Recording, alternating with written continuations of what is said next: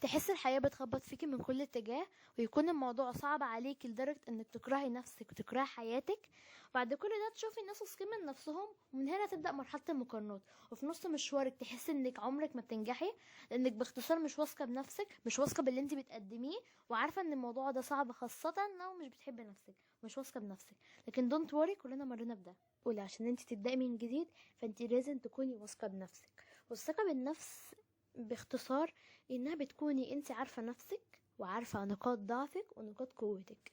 فنقاط ضعفك دي انت لازم تتغلبي عليها وتحوليها لنقاط قوة تفيدك في حياتك.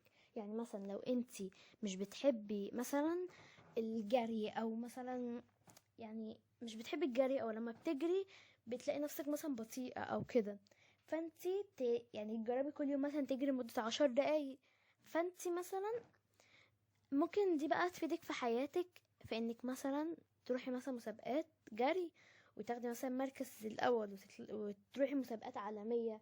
الحاجات دي فدي طبعا كده هتفيدك في حياتك احسن من ما انتي تقعدي تقارني نفسك على السوشيال ميديا. ونيجي للمقارنة. المقارنة دي هي حاجة مش هتفيدك في حياتك ابدا. ما تسمعيش حد يقولك المقارنة دي هي اللي هتخليكي انك تثقي بنفسك، او انك كده يعني هتديكي مثلا حافز انك تعملي مثلا حاجة معينة وكده. فلا، عمر ما المقارنة كانت حلوة، بالعكس المقارنة دي هتبوظ لك العلاقة ما بينك وما بين نفسك.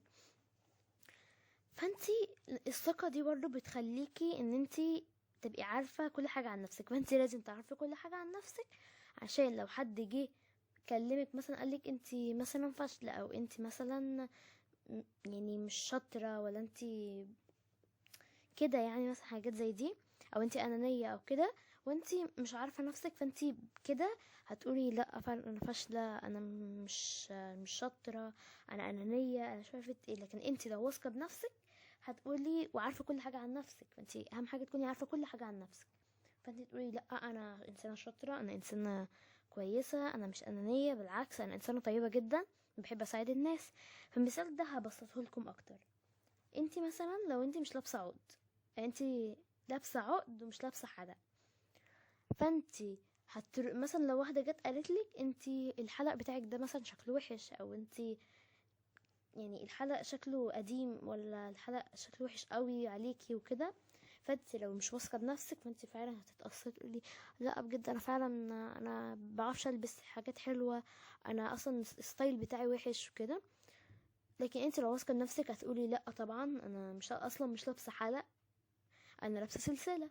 فانتي مش هتتضايقي، ولا ثقتك هتقل بنفسك، ولا كل ده. فالمثال ده بقى طبقوه على الثقه بالنفس. لو واحده جت قالت لك انت فاشله، او انت انانيه، او انت كده، طبعا على حسب الموقف يعني، فانتي لو انتي قلتي ايوه فعلا انا فاشله، انا كده كده، ثقتك اكيد مش هتبقي انت واثقه بنفسك وانتي بتقولي كده. لكن لو انتي العكس هتقولي لا فعلا انا، هما اصلا مش عارفين حاجة، انا اللي عارفة، لاني انا مش انانية ومش وكده يعني. فانتي ثقتك هتعلى، وهتكوني ايه يعني، عارفة اللي هو هتحسي بشعور الفخر كده مثلا. فالشعور ده يعني هيفيدك اوي في الثقة، الموضوع اللي هو الثقة بالنفس ده. انا عايزاك انك تدي لنفسك فرصة انك تغلطي. وطبعا مش معنى انت تدي نفسك فرصة انك تغلطي فان دي حاجة حلوة انت تغلطي.